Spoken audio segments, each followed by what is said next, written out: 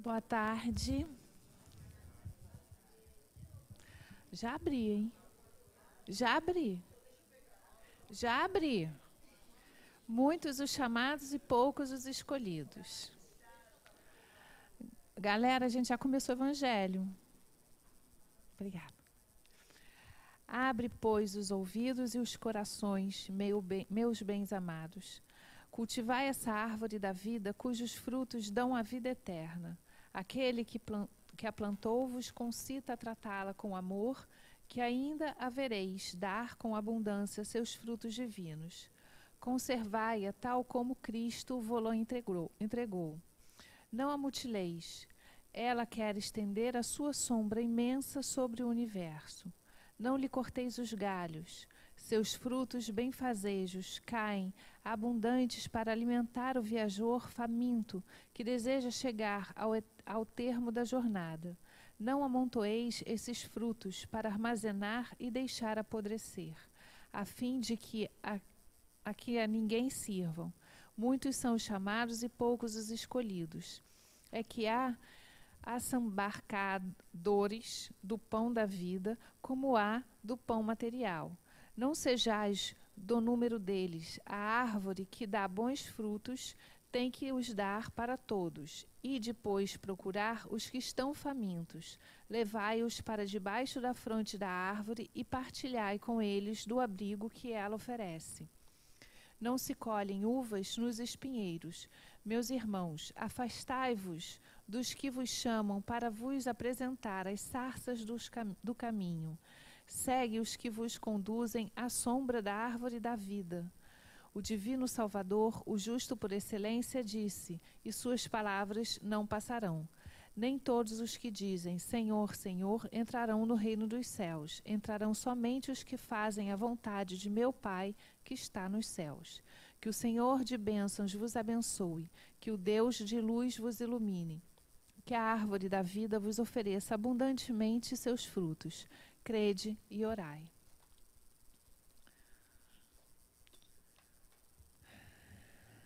Senhor, aqui estamos nós diante de Ti, colhendo os frutos que nos ofereces, através dessa grande árvore que é a família de Joana de Ângeles, compartilhando com eles a sombra, o carinho que nos oferecem, para que possamos beber desta água ofertada, que nos alimenta a alma, nos purifica o corpo e faz com que nossas consciências alcancem um nível um pouco mais alto do que outrora. Assim, Senhor, é que te agradecemos por mais esses momentos contigo e com os nossos irmãos, que possamos todos estudar juntos, aprender e continuar a nossa caminhada e poder oferecer, Senhor, aquilo que recebemos aqui, a todos que passarem diante de nós, desejosos também de se alimentar do teu amor. Graças a Deus. Boa tarde, gente. A Jane não vem hoje. Só eu. A gente está trocando. Já tem aí, né? Então, deixa eu descer. Engraçado, tô meio tonta hoje. Tá, aumenta lá.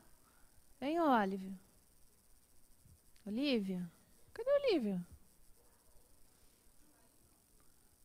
Se eu gritar, minha voz fica insuportável. Nem eu aguento. Se eu me vejo, então, eu fico para morrer. Tá bom assim? Então, vamos lá. E quem é que vai trocar isso aí, se a Olivia não tá aí? Ah, tem um negocinho aqui. Bom, gente, hoje a gente vai falar de perispírito. Quem já estudou perispírito vai poder relembrar algumas coisitas, né? Mas, como a gente está no módulo Cuidar do Corpo, que a Jane iniciou semana passada, ela fez espírito, não foi? Vocês ficaram com alguma dúvida? Aqui, olha, na aula não tem só esses livros não, tá? Tem mais. Além do livro dos espíritos, né, do capítulo lá que fala do perispírito, que todo mundo tem que ler, Tem esses 3 aí que a gente sempre usa para cá, mas que também tem coisas muito importantes. Tinha umas 2 páginas aqui que eu queria ler, que é o Cura e Autocura, que ele fala... Na verdade, é a evolução em 2 mundos, não é nem cura e autocura, que ele cita uma passagem do Evolução em 2 mundos e que é maravilhosa. Eu ainda pensei, vou tirar xerox para todo mundo. Aí eu falei, não, é muita xerox. Aí, tá aqui. Se der tempo, a gente lê junto, porque é maravilhosa. Fala das infecções microbianas, né, do perispírito, que passa depois para o corpo, e aí a gente pega tudo que tem direito, né, principalmente no inverno. E a gente acha que é o frio. E aí tem os estudos espíritas da Joana, né, que fala também sobre o perispírito, e o Medicina da Alma, que também traz uma leitura fantástica, que é o Joseph Gleber. Que eu já falei quem é o Joseph Gleber, não já falei, né? Então, leiam, gente, porque ele é um querido trabalhador da casa, trabalha no tratamento espiritual. Ele realmente é muito querido, sabe? E ele tem estudos profundos sobre tudo isso, e esse livro é muito bacana. Aqui, ali, ele está aqui. Desencarnado. Esse aqui, ó, de capa dura, muito bom esse livro. Você ganhou esse livro, essa pessoa gosta muito de você, porque realmente esse livro é maravilhoso. Esse livro é o máximo. Engraçado que eu li ele há muito tempo atrás, quando eu comecei a estudar. Não, esse é a Alma da Medicina, que também é dele. Aí ele é desse tamanho assim, mas com a letra grande. Esse é o Medicina da Alma. Tem Alma da Medicina e Medicina da Alma. Mas é muito bom também. Mas esse Alma da Medicina, Medicina da Alma é esse. Agora já confundi. O Alma da Medicina, que é esse que você ganhou, ele é direcionado para médiuns de cura, para médicos, para todo mundo que é terapeuta. Ele tem um foco bem, mas é bem interessante também. E esse é para todo mundo que quer estudar espiritismo e quer entender um pouquinho dessa parte. É maravilhoso, vale muito a pena. Energia eu tenho também. Eu tenho quase todos dele. Eu sou fã dele, ele sabe disso. Adoro esse alemão. Desculpa, tem que ter respeito, né, gente? A gente brinca entre a gente num nível, mas não dá para... Ai, meu Deus, esse PowerPoint que corta tudo. Vou para cá, então. Vamos lá. Então, vamos falar um pouquinho da origem do perispírito. Em A Gênese, de Allan Kardec, o perispírito ou o corpo fluídico dos espíritos é um dos produtos mais importantes do fluido cósmico. Todo mundo, fluido cósmico universal, todo mundo sabe. Tem alguém que tem dúvida nisso? Beleza, todo mundo estudando o Livro dos Espíritos, né? Bacana. Mas olha só o que ele fala, gente, na Gênese. É um dos produtos mais importantes. Então, o perispírito não é mais um corpício que está ali, não, né? É alguma coisa que tem uma importância muito grande para que nos ajude a evoluir e a nos apresentar diante de qualquer um. Então, olha só, ele tem algumas funções. São muitas e de grande importância as funções que o perispírito exerce. Ele serve de ligação entre o corpo e o espírito. Aí, semana passada vocês viram, né? Que é aquela outro corpo que liga célula a célula, né? Todo mundo. Se alguém tiver uma dúvida, fala, tá? Ele define a individualidade, que a gente vai ver mais a seguir. Ele identifica a posição evolutiva do princípio espiritual, já que não tem forma. Porque através dele dá para você perceber até a evolução do espírito. Porque ele se apresenta como é. Aqui está todo mundo arrumadinho, penteadinho, cheirosinho, né? Bonitinho. Mas depois de desencarnado não dá para fazer muito isso, não. Exerce função reparadora. A gente vai falar um pouquinho disso também. ele molda o corpo no processo reencarnatório. É ele que é o responsável por a gente ter esse corpo hoje. Porque é ele que vem moldando, impregnando célula a célula com o que a gente vai necessitar e como a gente vai se apresentar. Então, isso tudo faz parte do processo reencarnatório, mas o perispírito precisa estar em condições de trazer para a gente o que a gente necessita também, ou o que a gente gostaria. É responsável por todos os fenômenos vitais no soma. Aqui o soma é o corpo físico, o psicossoma é que é o perispírito. Ele veicula a mediunidade. Vocês sabiam que é ele que veicula a mediunidade? É através dele que a mediunidade se apresenta. Então vamos lá, vamos ver a constituição. No corpo de carne, temos a mesma constituição física. Todos nós, né? Todos os corpos são compostos de carbono, hidrogênio, oxigênio, cálcio e fósforo. Falei nitrogênio? Falei. A base da vida é a mesma, o que confere a semelhança de anatomia e fisiologia, com pequenas variações, que são as físicas, né? Uma coisinha ou outra. No plano astral, acontece de forma diferente, segundo a evolução do ser. O corpo astral é guiado pelo corpo mental. Corpo astral é o perispírito, tá, gente?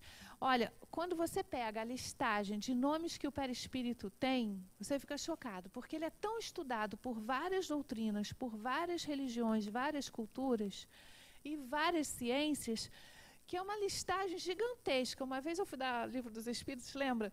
E eu fui digitar, não parava mais. E aí eu falei, vou ler. Porque era tanto nome que eu falei, por isso que a gente às vezes fica doido, né? Então é bom entender o conceito para a gente saber o que é o que, né? Então, o corpo astral é guiado pelo corpo mental, que é o que vocês estudaram na aula passada, o espírito. E pela vida sentimental do espírito, que o formata, definindo sua anatomia e fisiologia particulares, de acordo com o conhecimento e a elevação moral do ser espiritual. Então, vamos pensar que tem uma hierarquia, né? Corpo mental, né? Que é o espírito. Corpo psicossomático, né? Que é o corpo astral, o perispírito. E o corpo físico.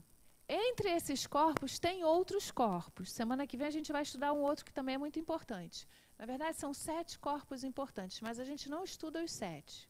Tá? Esses 3 são os principais, mais o duplo que a gente vai estudar semana que vem. Mas os outros não interessa muito, porque aí você se aprofunda demais e se perde, e a gente está ainda no início, tá bom?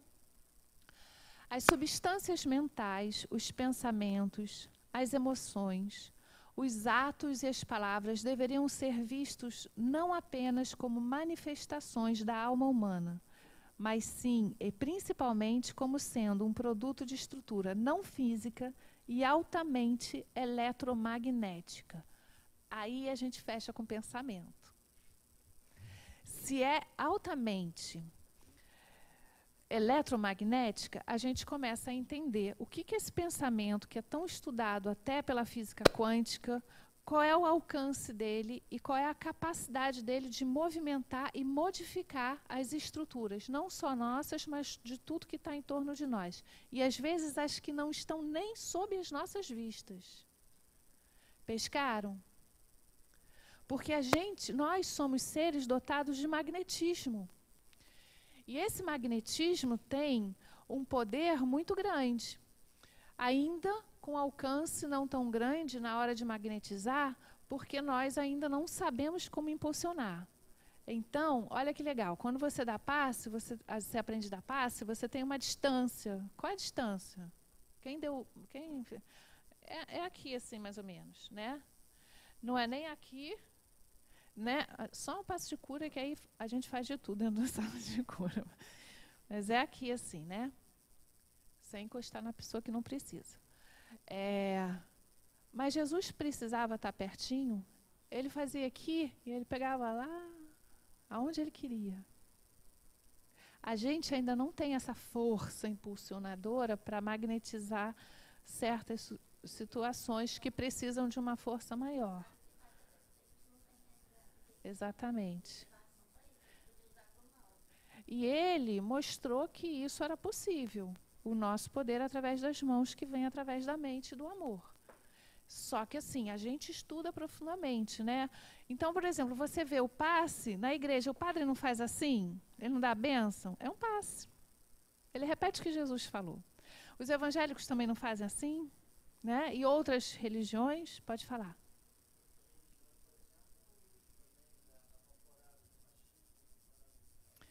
Exatamente, cada um tem uma forma de passar esse magnetismo, né? E cada casa espírita também tem uma particularidade. Então, assim, tem um padrão. Esse padrão é de acordo com os mentores espirituais, a forma que eles trabalham.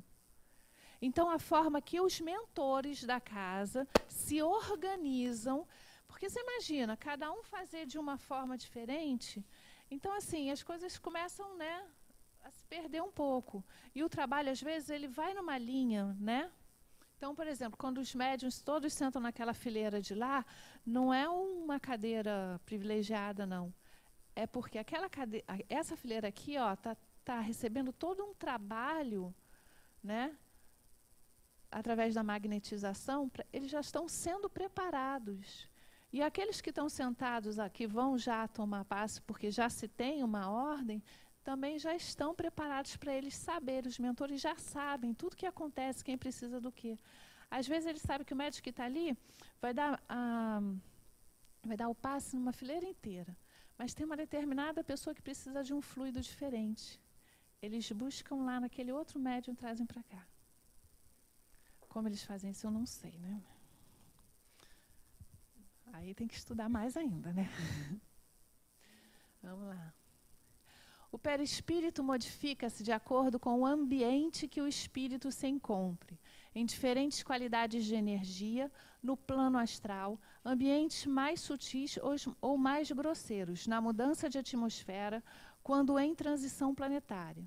Nesse último caso, ele retira da atmosfera do mundo em que habitará os fluidos que comporão seu corpo espiritual, atraindo-os por afinidade e sintonia. Então, olha só, gente, vamos supor, a gente está aqui no mundo de provas e expiações, né? Para a gente estar aqui, a gente tem que ter afinidade do nosso perispírito, que é composto por situações que precisam estar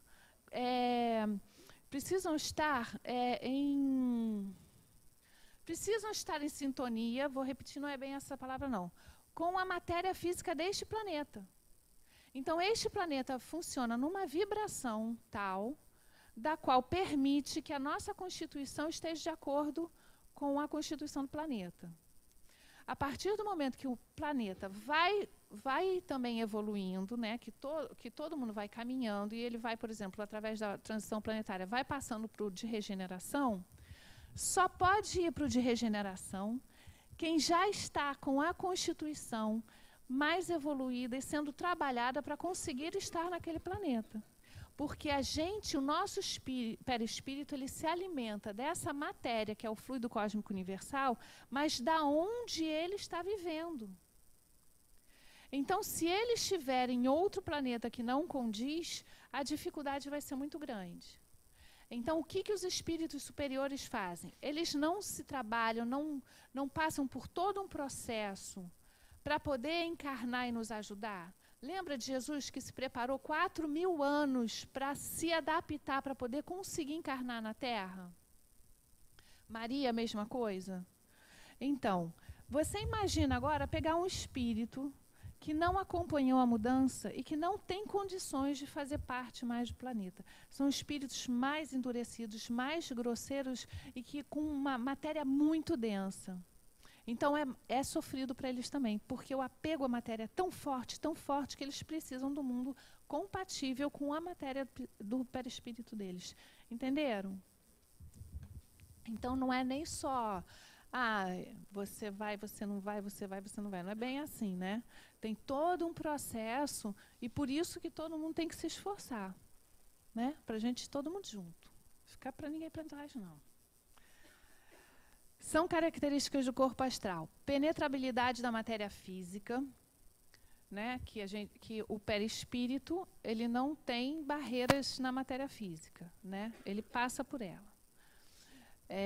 Faculdade bom, em desdobramento a gente já sabe disso, né? Porque a gente não tem, a gente pode ir onde quiser. Faculdade volitiva de acordo com a densidade espiritual. Então essa faculdade também condiz aonde ele está, até onde ele pode ir, o como ele pode se locomover, né? E também a readaptação, porque às vezes é um espírito que já sabia volitar.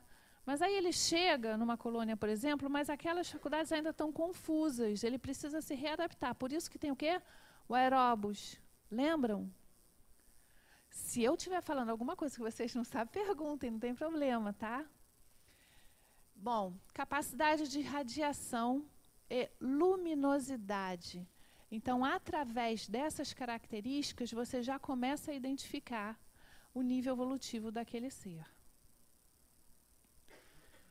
Bom, a mediunidade a gente já falou um pouquinho. O corpo etérico fornece o ectoplasma de que se utilizam os espíritos no tratamento espiritual e também durante as sessões de materialização do espírito.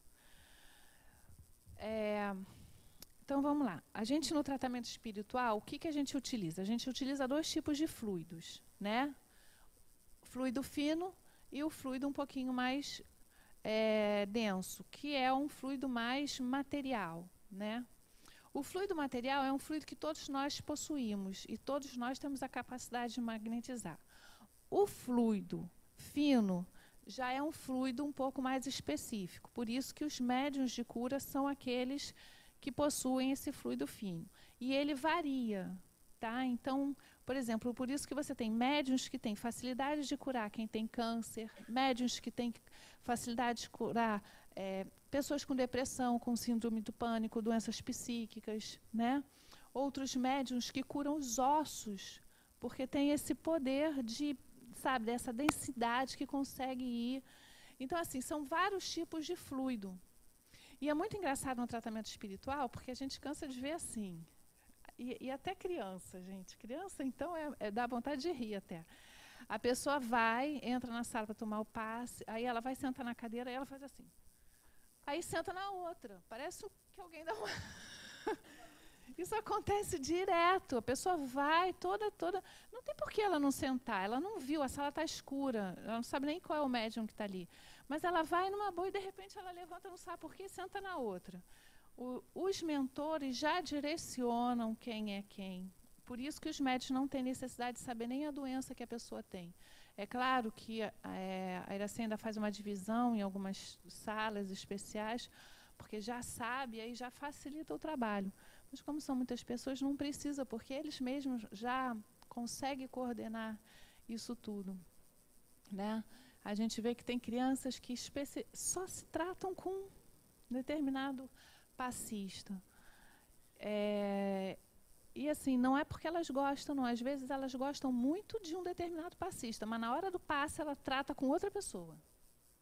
Não é a simpatia. E elas são as mais sensitivas nesse caso. E a materialização, ela é feita através também desse ectoplasma, né?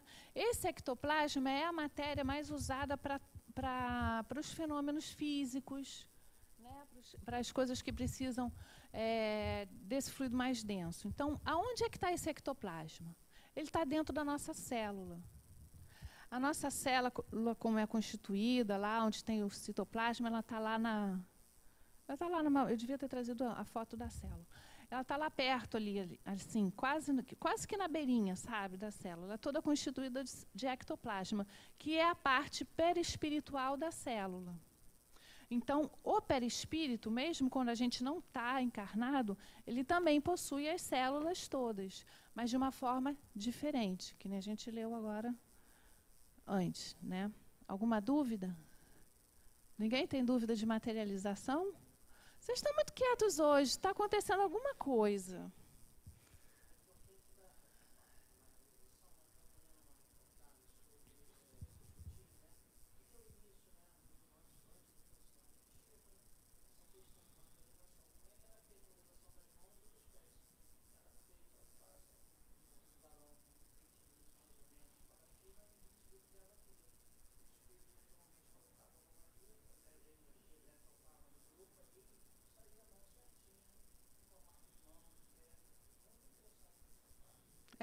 Tem várias formas que eles utilizam, né?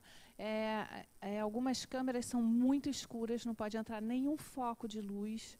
A pessoa não pode entrar com a roupa que veio da rua, ela tem que trocar a roupa inteira.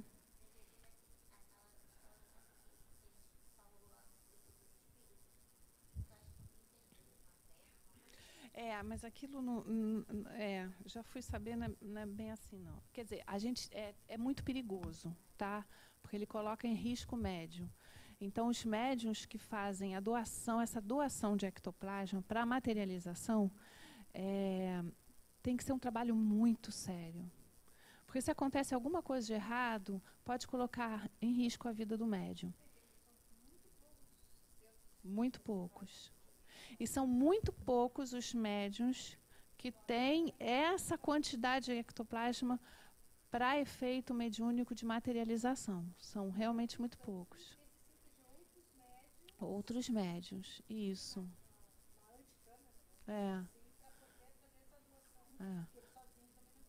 Aquela máquina de fotografia antiga pegava muito ectoplasma. As novas não pegam. Acho que só tem uma aí que pega. Mas aquilo ali, ó, por exemplo, isso aqui, olha, tá vendo saindo da orelha dela, ali, do ouvido dela? Porque todos os nossos orifícios são saídas contínuas de ectoplasma. Então, ele parece mesmo um algodão, sabe? Denso. Quando essa máquina consegue pegar. Ele não é perceptível a nós, porque não está através dos 5 sentidos a ser perceptível. Mas espiritualmente dá para ver, e algumas máquinas conseguem capturar isso. E dali você vê, às vezes, esse ectoplasma, às vezes você tem fotos, se você buscar na internet, no Google, ele vai mostrar os ectoplasmas saindo daqui, né, todo, e já a materialização do rosto de uma pessoa, tal. Às vezes ela está dormindo, ela está exalando ectoplasma. O bocejo, às vezes você não está com sono, mas está bocejando, é acúmulo de ectoplasma que está sendo liberado.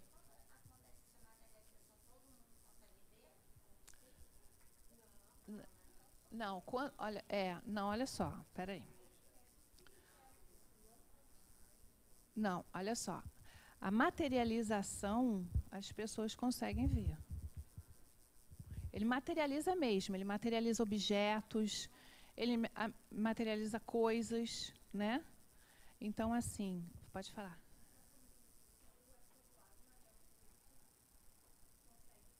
Exatamente, exatamente. Que é o mesmo fluido que, por exemplo, se um espírito quer mexer aquela cadeira, ele não tem o poder de mexer aquela cadeira, a não ser que tenha um médium doador de ectoplasma. Então, o que ele faz? Ele busca no médium doador de ectoplasma, ele pode estar lá na vizinha, tá? O ectoplasma dele que vai impulsionar essa cadeira, ela vai se mexer. Então, não é fácil assim a casa ser mal assombrada, não, tá? Aquilo tudo é filme mesmo. Porque precisa, médium de ectoplasma perto para fazer alguma coisa acontecer. Então, eles...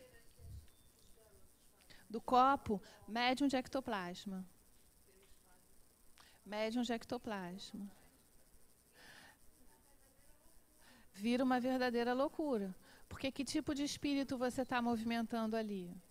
É muito perigoso, porque nenhum espírito iluminado vai chegar a brincar de copo com criança, pode ter certeza. E assim, dá muito problema, porque depois essas crianças vão com esses espíritos coladinhos com elas. Aí vem parar tudo aqui.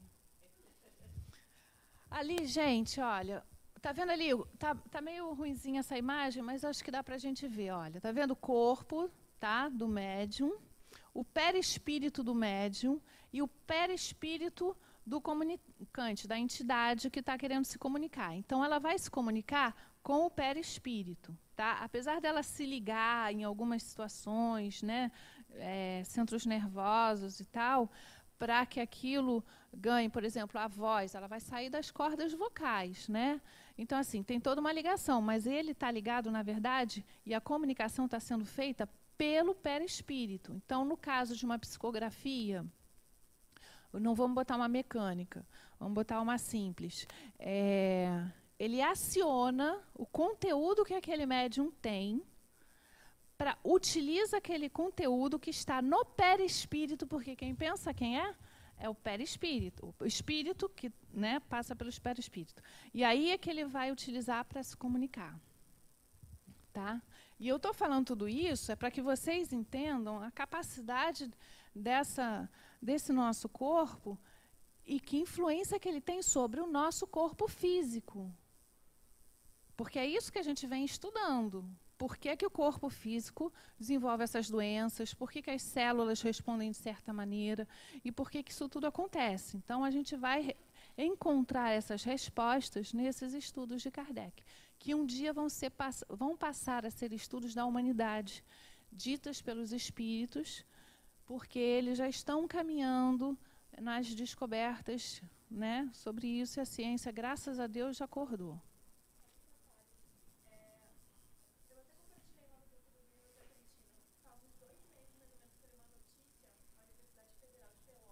Uhum.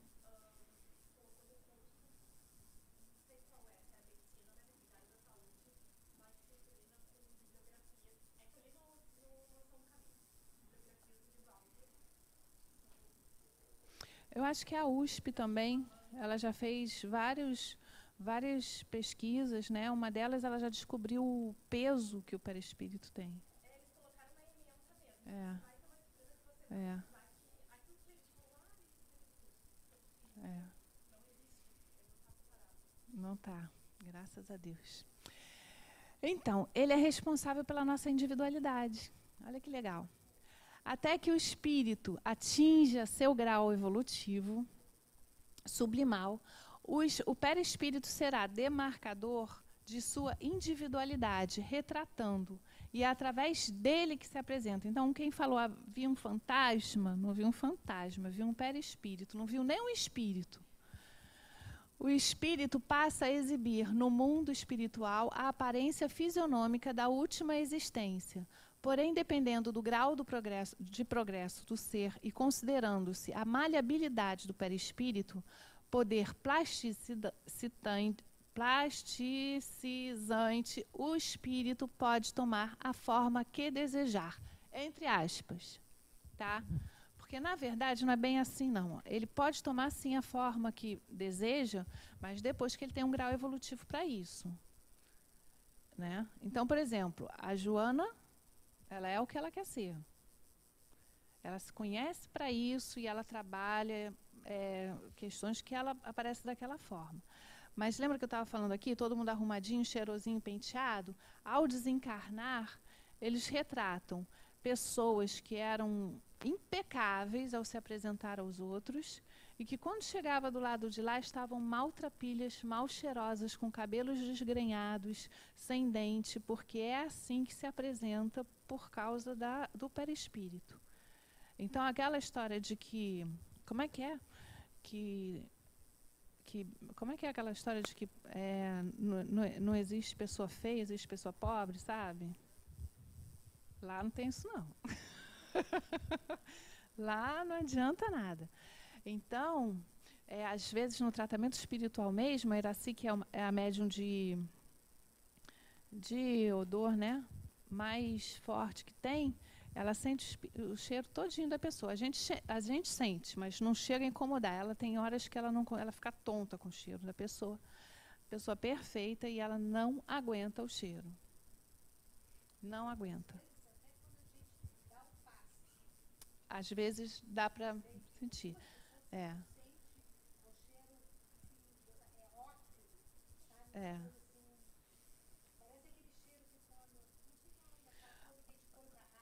Olha, tem cheiro de tudo, é impressionante. Cheiro de tudo. E às vezes é a fisionomia. Às vezes senta pessoas que você conhece na tua frente, mas na hora que você olha, está escura a sala, mas você fala, mas não é essa pessoa. A fisionomia muda totalmente, fica uma outra coisa. Aí você demora a encaixar até que você leva uma bronca do mentor, diz, trabalha, e esquece de tudo e vai trabalhar. Porque a gente é bobo, né? A gente às vezes se perde em umas questões assim, não pode. Tem que estar ali disciplinadinho, direitinho. Vamos lá. Aqui vocês entenderam tudo? Divido, passa a exibir uma... a gente vai andar e vocês vão entender mais.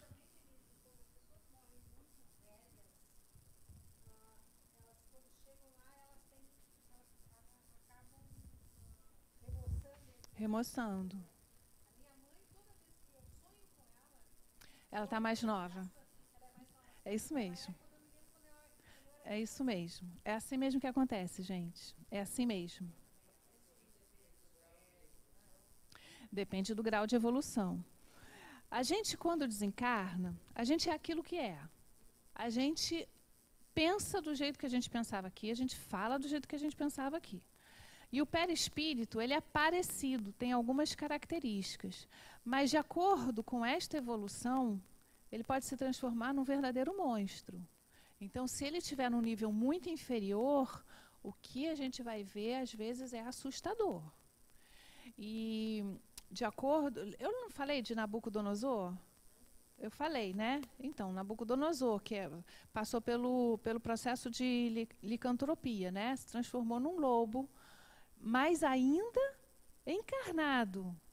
Para você ver o quanto que esse perispírito plasmou a matéria com tanta força, porque era tão forte a coisa, para você ter uma noção. Algumas pessoas fazem isso hoje ainda, e se você procurar na internet você encontra, mas o mais comum mesmo é encontro desencarnado perispiritualmente.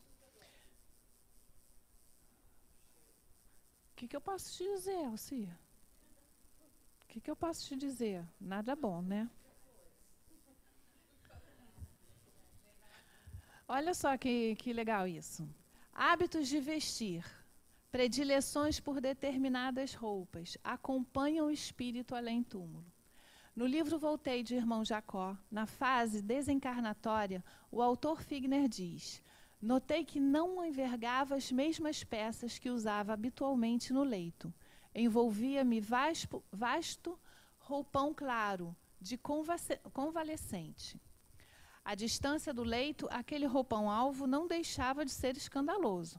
Trouxeram-me um costume cinza, muito semelhante aos que eu aí preferia no verão. Então, aí você vê Joana se vestindo, Meimei, né, as roupas muito características delas, como elas aparecem, como elas se apresentam. Vocês já viram foto de Meimei, por exemplo, de noiva? Ela tinha um amor tão grande por aquele marido, pelo Arnaldo, né? Tão grande que ela algumas vezes ela se apresentou como noiva, uma noiva mais linda do mundo, gente, a coisa mais doce, mais para reforçar esse amor, né? E outras não, também não precisava, e o espírito vai botar o que ele quiser, vai usar o que ele quiser, o que tiver de acordo com aquilo que ele quer buscar onde? Lá na individualidade. Então, olha como é que ele trabalha através do perispírito, várias questões de como ele vai se apresentar, de onde ele vai agir, de como os outros espíritos o vão identificar. Então, tem que estar de acordo com as propostas morais daquele espírito, né? Nos utilizamos... Por que ele precisaria de roupa? Porque nós somos ainda muito imperfeitos. Então, nós precisamos ainda de uma forma para nos identificar, porque o espírito, na verdade, não tem roupa.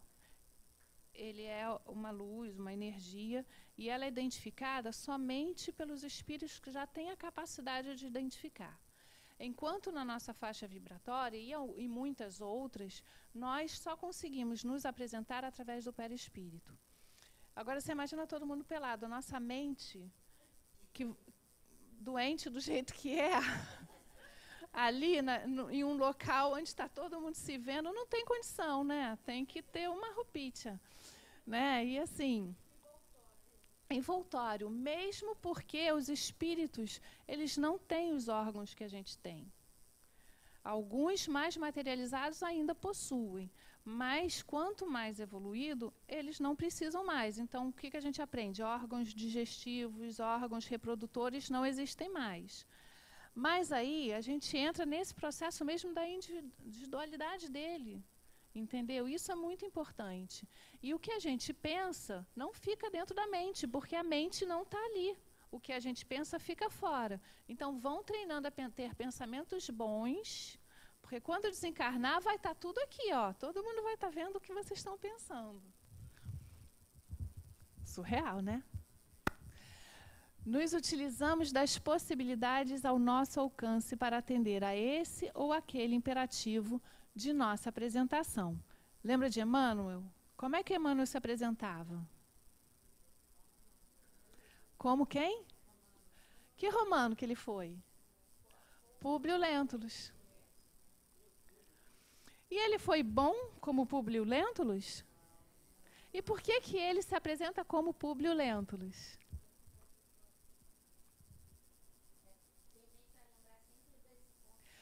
Por que que a Joana se apresenta como freira se ela é espírita?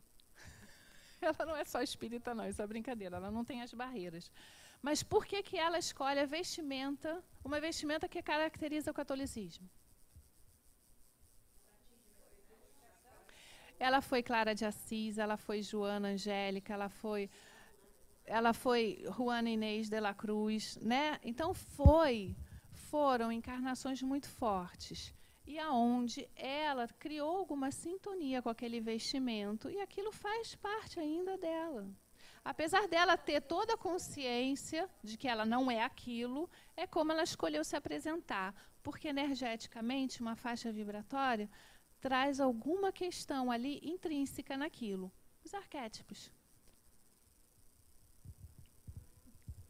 Pegou? Públio Lentulus teve uma reencarnação muito significativa, mesmo que aquela não tenha sido tão boa. Mas ficou marcada. A gente não estuda ela e assim ele se apresenta. Assim como vários mentores da casa. Muitos ainda carregam por aqui hábitos de frei, né, de frade, eu ia falar clarissas. Suoras? Como é que a gente fala isso? Freira? Franciscanas? Clarissas, vai, gente. Pô, pelo amor de Deus. A gente também foi lá. Então, a gente vê os romanos, a gente vê o irmão Luís troca de roupa. A Iraci fala que às vezes ele está com esses hábitos, né, romanos também, né, porque ele era um comandante, né, e ele às vezes ele está com uma túnica. Às vezes, no nosso congresso, como é que eles trabalham? Com uma túnica linda com a borboletinha, as 3 borboletinhas do Seja, aqui. Então, assim, eles mudam, eles também, sabe, de acordo com o que eles estão fazendo, mas eles não vão vou botar essa roupa porque está na moda. Não é isso, é a frequência vibratória de acordo com a moralidade que eles necessitam naquele momento para estar atuando. E isso está ligado à individualidade.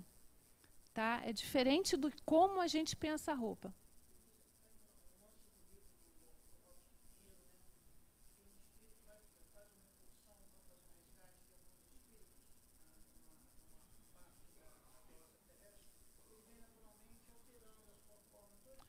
Todinha. É, isso mesmo. Tanto que tem alguns espíritos que, às vezes, para irem a outras religiões ajudarem, eles precisam também de outra roupagem para poderem ser identificados. Então, você tem espíritos superiores que vão, às vezes, num centro de umbanda, como um preto velho, para poder conseguir a comunicação com aqueles seres que vão buscar aquilo. E também teve uma vez que a gente fez um teatro aqui, da Fronteiras da Loucura, né? E tinha uma parte da cena que, se eu não me engano, era... Como é que são aqueles 2 trabalhadores da cura? Não, desencarnado. Pedro Ernesto. Não é o Joseph Kleber, não. É o... Ninguém lembra do Fronteiras da Loucura? São 2 trabalhadores, gente. Eu vou lembrar até o final. José Grosso, não. Agora eu esqueci. E aí o que eles fazem? Eles têm a túnica alva, né? Um usa, na verdade, calça e camisa, né? Uma bata, assim, e o outro uma túnica. E aí eles botam uma túnica bem escura, um azul marinho, bem cinzento, assim, sabe? Para poder adensar nas fronteiras abissais e conseguir trabalhar lá. E eles, na verdade, quando estão lá, eles não dizem quem são, para poder conseguir entrar e resgatar quem eles precisam, senão eles não conseguiriam nem entrar, os dois, né, sozinhos. Quer dizer, teria que ter uma legião para ajudar, e não era o objetivo, era o objetivo resgatar um deles. Ligação com o corpo.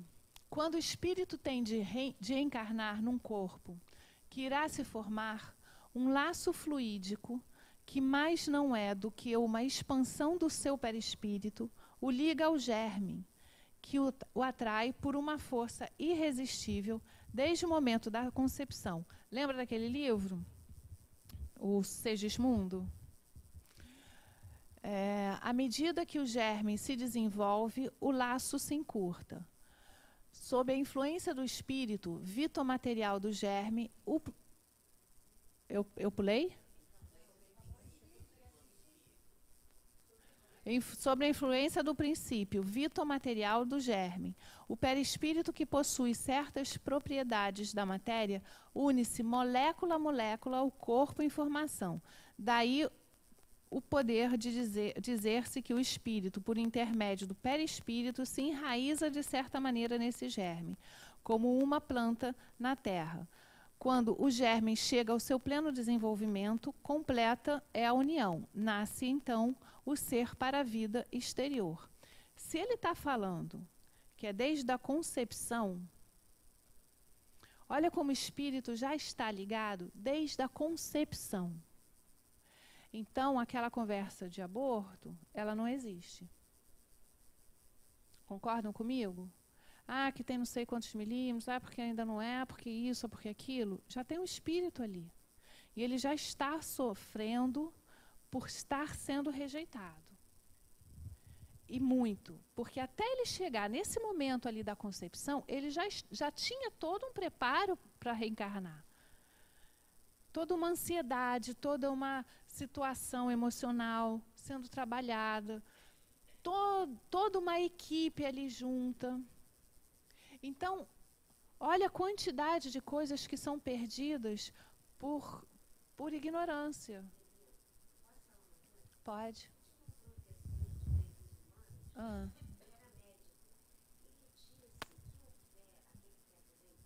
Aham.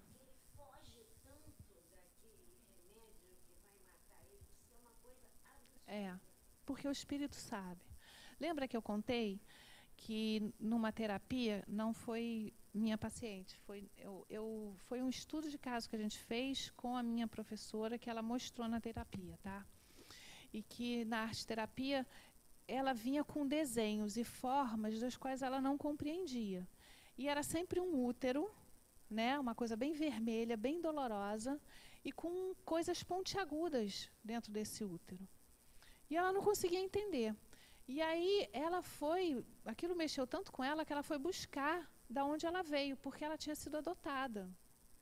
E aí ela encontrou o convento onde ela foi abandonada, e chegando lá, as freiras contaram para ela, porque se lembraram da história.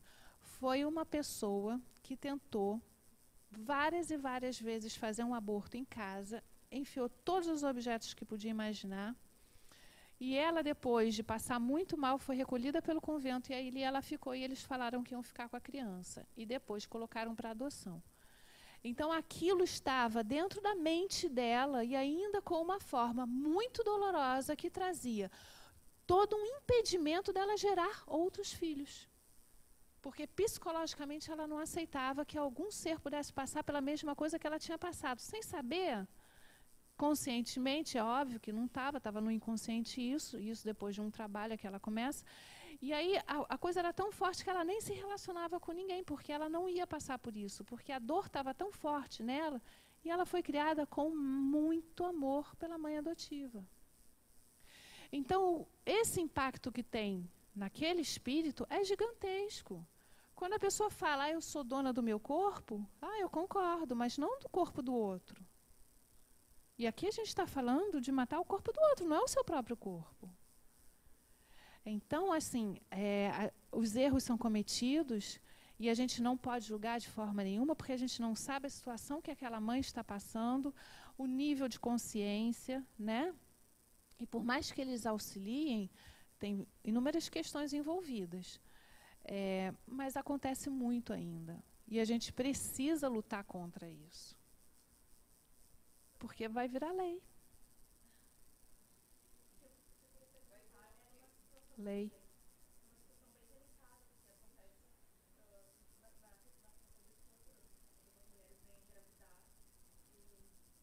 Por que você acha que aquela pessoa engravida?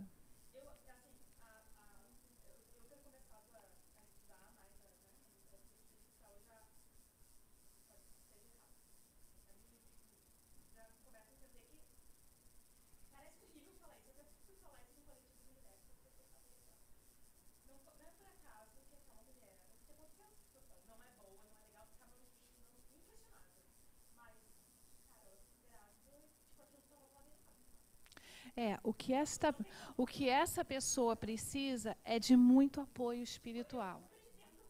Apoio espiritual. Antes de ser filho de qualquer pessoa, é um espírito. E Deus não traz nada, Ele não permite que uma folha caia de uma árvore sem que seja necessário.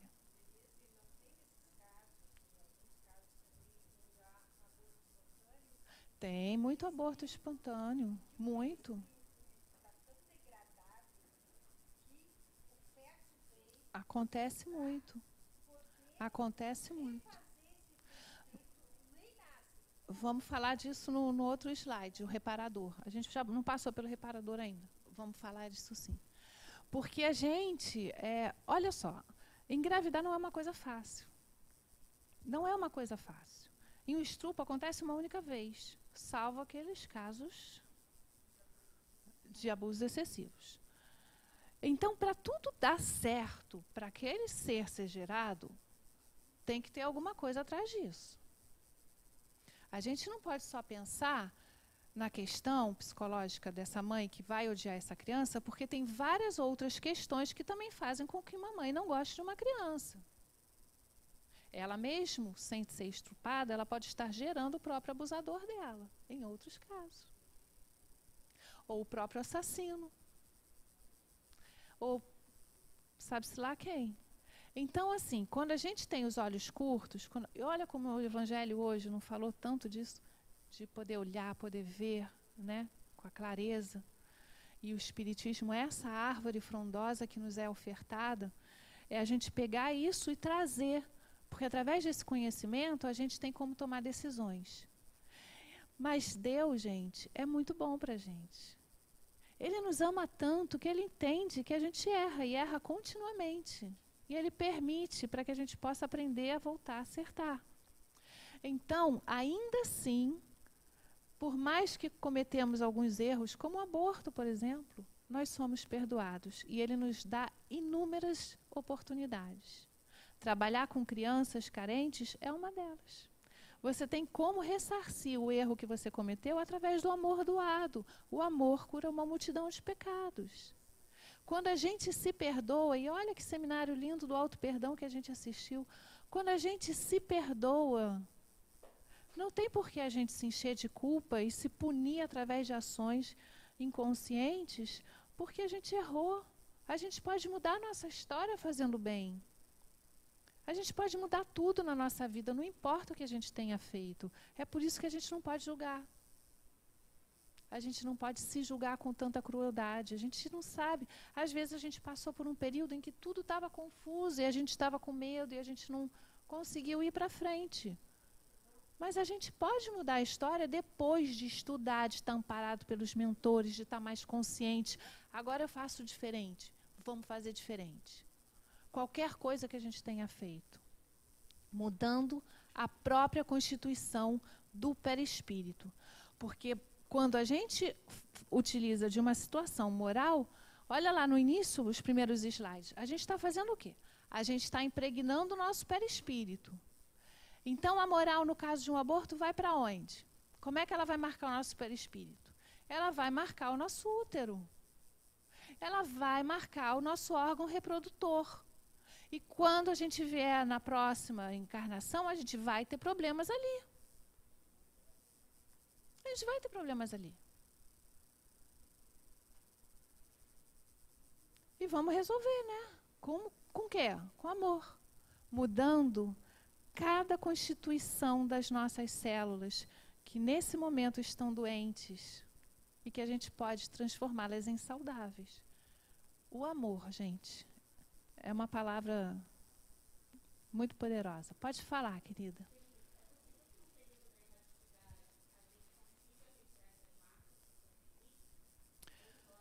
Através da reencarnação. Só através da reencarnação. O que a gente faz na erraticidade é trabalhar, estudar, e a gente evolui também através disso, mas todas essas questões são trabalhadas aqui, encarnados. Conscientiza para aqui conseguir executar de forma melhor. Aqui a gente passou, né? Ó, função reparadora. Uma das mais extraordinárias funções do perispírito é a de elemento reparador. Diante dos acidentes corporais a que todos estamos sujeitos, quer nas enfermidades sem origem kármica, que podemos desenvolver em nosso corpo por meio de abusos e imprevidências, quer em desastres de pequena monta que possam nos atingir. Então, vamos lá. Aí, a gente tem uma situação de um aborto involuntário, né? Aí a gente sofre. Por que eu perdi meu bebê? Por que eu perdi meu bebê? Porque eu queria tanto esse filho. Porque eu queria, porque Deus é cruel comigo. Porque isso não se faz. Aí tenta de novo, aí perde de novo. Aí tenta de novo e perde de novo. Não vou tentar mais. E aí o que a gente aprende? Que a mulher realmente é um bichinho safado, danado de bacana, gente. Olha só que bacana. O útero da mulher, com todo o ectoplasma que a gente possui, tem uma função que, através do perispírito, ela repara as células perispiríticas da criança, do feto. Então, às vezes, não é para ele nascer. Vamos pegar um fumante, tá? Eu adoro pegar fumante. Vamos pegar um fumante que detonou com o pulmão. Não teve câncer de pulmão enquanto na existência em que fumou, mas ficou marcado o perispírito. Aquela criança que vai nascer com o pulmão todo impregnado, com uma quantidade ali de energia, que vai gerar um câncer logo nos primeiros anos de vida, às vezes aquele espírito não está preparado, não é aquilo que a família tem que passar, são outras questões que aquela existência veio trazer para eles prepararem. O que acontece ali? Precisamos reparar este pulmão perispiriticamente. Então, vai nascer, e ali essas células maternas do perispírito, do ectoplasma, que não vai nascer, desculpa, obrigada, vai reconstituir para que ele possa voltar a nascer sano. Quantas vezes necessário ele vai passar pelo útero materno. Então, quando uma mãe aceita isso, o que ela está aceitando? Ela está dando amor, gente. Ela está doando amor, ela aceitou oferecer dela para aquele ser que precisa. E pode ser que esse ser volte a nascer nela mesma, pode ser que ela emprestou para ele nascer em outra família. Não importa. E nem sempre é isso. Mas a gente tem ações reparadoras muito fortes através do perispírito. Ele é capaz de curar muita coisa também. E como a gente troca? Se o meu perispírito aqui dá ectoplasma para ela, no passe, eu não estou ajudando ela a reparar várias situações, ele não está reparando, ela não está reorganizando, reequilibrando. Ele está reequilibrando tessituras de um outro corpo que se chama duplo etérico, eu não vou falar porque senão eu vou entrar na aula que vem, mas ele tem realmente um poder muito grande. Né? Agora, toda vez que a gente afeta ele com a parte moral, e se você pensar, a bebida através da parte moral, o fumo, as drogas, a raiva, o ódio, tudo isso que está ligado, que atingem diretamente ao perispírito, e atinge mesmo com uma força gigantesca, dá para a gente passar por cima dessas coisas? Aí a gente fala assim, não, eu também não vou ficar careta também dando uma de santinho. Não é isso que a gente fala. O que a gente fala é de abusos, o que a gente fala é da gente estar consciente.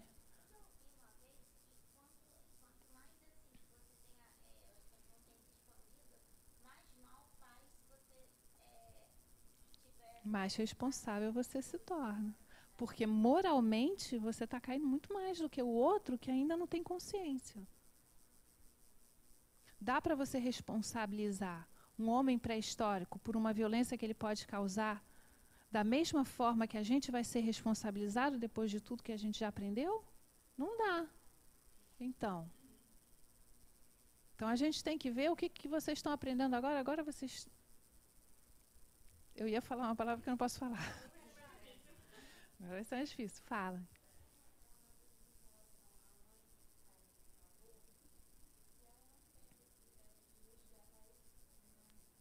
Tem. E muitas vezes acontece. Ela não precisa. Ele dá na mesma encarnação todas as oportunidades. Essa é uma oportunidade a mais fácil de pegar.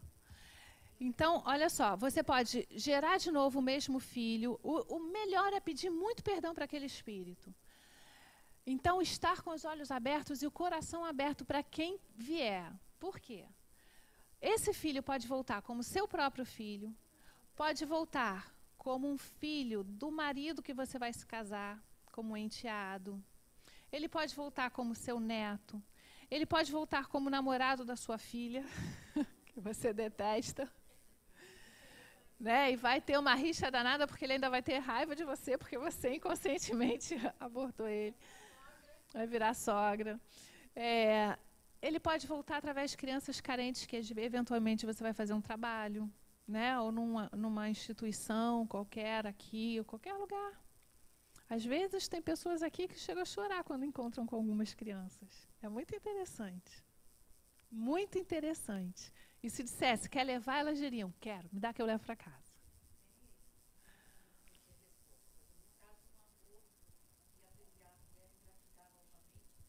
Pode ser.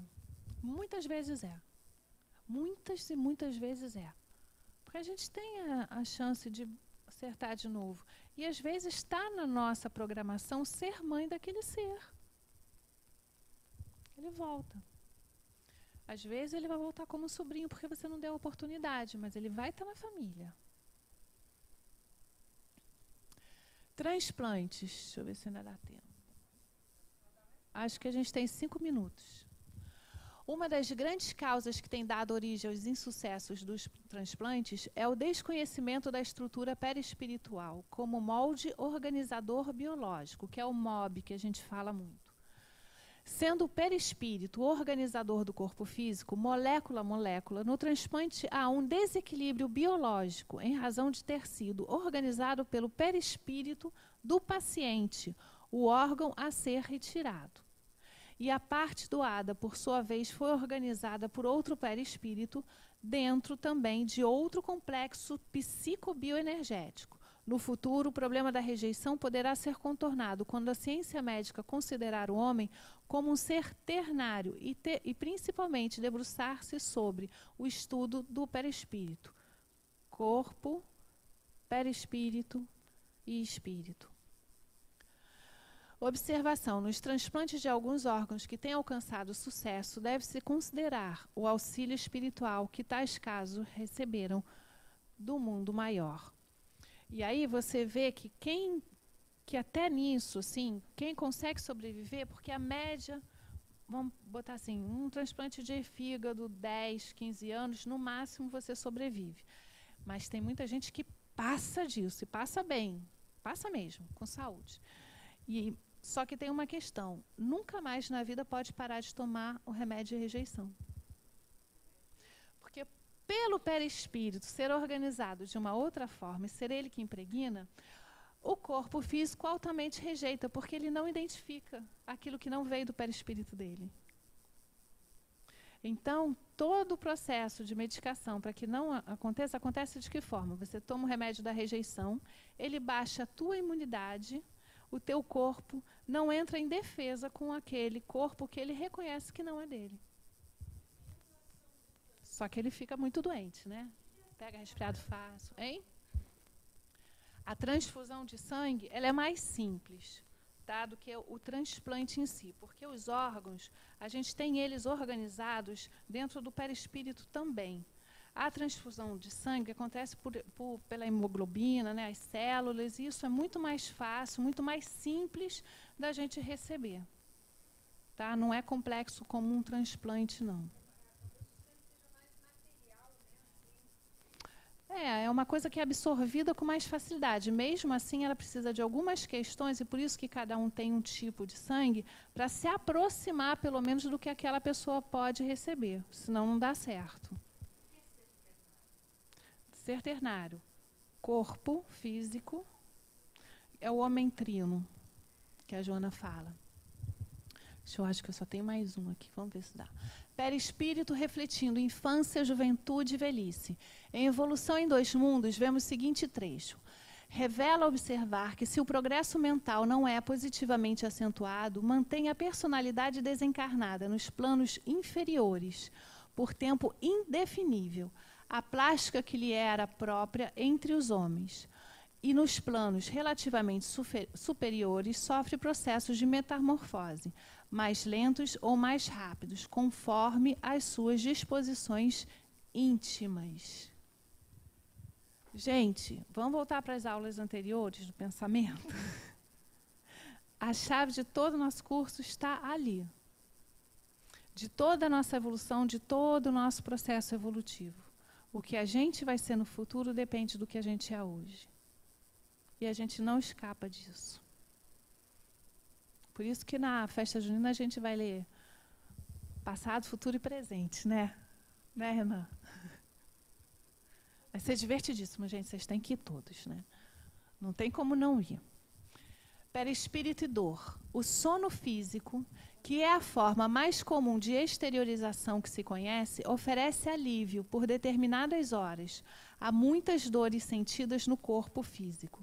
Daí ter se tornado conselho de bom alvitre estas palavras. Tente dormir um pouco. Dormindo, vai aliviar. Sabe-se hoje que o perispírito é um revestimento por natureza denso. É nele que o espírito já desencarnado tem as impressões de sede, frio, calor, dor, fenômenos estes que devem ser confundidos com os de ordem moral, tais como remorso, arrependimento e outros vividos na intimidade da própria consciência. E aí é que a gente vê, às vezes, sabe aquelas pessoas assim que às vezes entram num choro, e de repente elas adormecem? Estão cansadas. A criança, então, adormece rapidinho, né? Depois chorar, é por isso que eu falo. Deixa chorar, deixa. Vai dormir, vai ficar quietinha, vai acordar a outra. Pai tem medo de criança chorar, né? Às vezes eles chegam aqui morrendo de vergonha porque a criança está chorando, a gente diz assim, deixa chorar, a gente não tem medo de choro, não. Quem tem medo de choro é você, que faz de tudo para a criança parar de chorar. Compra tudo, dá tudo. Não pode. O choro, gente, sono, quando o corpo físico está dormindo e que está com todas aquelas sensações de dor, é o momento em que o espírito tem de liberdade. Então, ele vai buscar o que ele necessita. Quando o espírito é um pouco mais consciente. Ou então, quando ele está auxiliado de mentores que estão ali para ajudá-los. Por isso que a gente precisa orar por quem sofre. Para que os mentores cheguem a auxiliar aquela pessoa e mesmo nos momentos de sono, mesmo que ela recuse ajuda, ela ainda estará sendo auxiliada. E aí ela vai se realimentar, se reequilibrar através do processo de desdobramento, né? Para que ela possa retornar ao corpo e, quando acordar, estar um pouco melhor. Talvez mais consciente, talvez com os problemas mais esclarecidos, às vezes até sabendo o caminho que vai tomar. O sono realmente auxilia e ele é extremamente necessário. Precisamos dormir. Quem sofre de insônia tem que se ajudar com meditação constante. E a meditação já é comprovada cientificamente em várias experiências, com inúmeros pacientes, que ela melhora muito a insônia.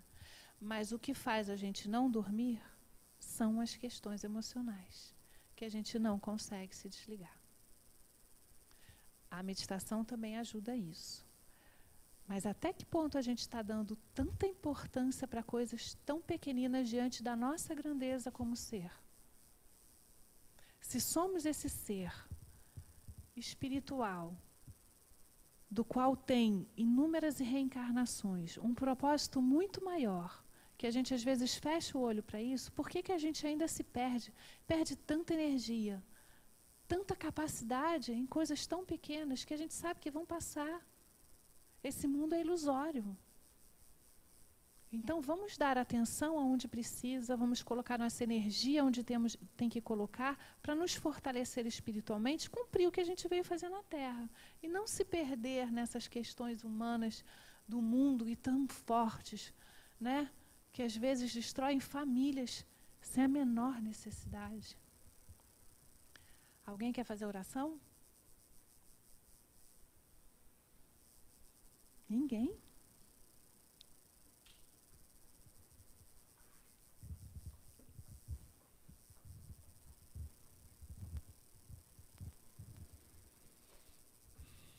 Te agradecemos, Senhor, por tudo que recebemos na tarde de hoje, pelos ensinamentos, pelos conteúdos compartilhados na aula de hoje. Obrigado a todos os mentores da casa, Joana de Ângeles, nossos amigos. Que nós possamos ter uma semana de muita reflexão, de muita meditação, para equilibrarmos a nossa mente e continuarmos nessa caminhada evolutiva. Graças a Deus.